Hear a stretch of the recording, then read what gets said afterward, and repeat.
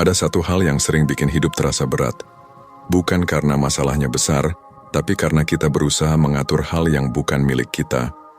Secara naluri manusia ingin merasa benar, merasa paham, merasa lebih mampu menilai hidup orang lain. Ini disebut illusion of superiority. Kita merasa punya kapasitas untuk menilai takdir dan pilihan orang lain, padahal hidup kita sendiri belum tentu kita urus dengan benar. Hari ini, kita bahas fondasi ketenangan. Bagaimana mengelola diri dan takdir dalam perspektif stoik dan tasawuf. Filosofi stoik mengajarkan satu prinsip sederhana. Bedakan yang bisa dikendalikan dan yang tidak bisa dikendalikan. Kita gelisah ketika berjalan ke ruang yang seharusnya bukan milik kita.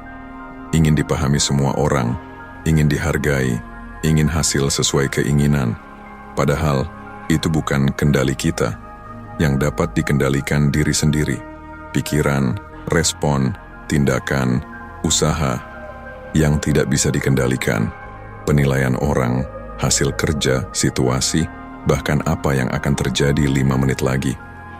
Stoik bilang, fokuslah pada diri sendiri, biarkan dunia berjalan sebagaimana mestinya. Ingat, Stoik maupun tasawuf tidak mengajarkan hidup individualis, justru keduanya membuat kita lebih peka terhadap situasi sosial. Keduanya mengajarkan untuk lebih peduli tanpa terseret keadaan, lebih bisa menjadi teman mengobrol yang menarik tanpa terbawa perasaan, bukan berarti mati rasa, tapi lebih menjaga hati agar tak diperbudak perasaan. Contoh jelasnya, menjauh bahkan menutup diri dari orang karena mereka tidak sesuai harapan, itu bukan stoik, itu ego. Stoik akan tetap berhubungan, berinteraksi dengan hati yang lapang, tenang karena mampu menerima. Ketenangan bukan sekadar kontrol, tapi juga penyerahan hati. Ikhtiar tetap wajib, tapi hati jangan digantungkan pada hasil, karena hasil bukan wilayah kita. Tasawuf mengajarkan, kerjakan bagianmu, luruskan niat, dan sisanya serahkan kepadanya. Ini disebut ridha. Ridha bukan berarti diam tanpa usaha. Ridha adalah ketika kita sudah berjuang, lalu menerima dengan tenang apapun yang datang, tanpa membuat hati rebah atau patah. Di titik itu hati menemukan ruang lapang yang tidak bisa diberikan oleh dunia. Kemampuan mengelola diri tidak datang begitu saja, ia lahir dari latihan pengendalian diri yang konsisten dan persisten.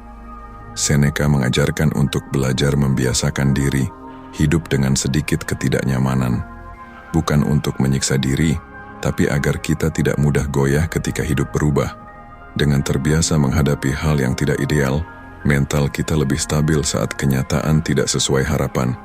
Atau dengan latihan, menekankan mujahadah, usaha sungguh-sungguh untuk mengendalikan hawa nafsu. Misal seperti berpuasa, menahan lidah ketika ingin membalas, atau melatih hati agar tidak tergesa-gesa bereaksi. Setiap latihan kecil adalah cara membersihkan diri dari kegelisahan dan sifat impulsif. Pada episode selanjutnya, saya akan membahas bagaimana melatih pengendalian diri dengan teknik yang lebih terstruktur, mulai dari latihan mental, fisik, sampai spiritual.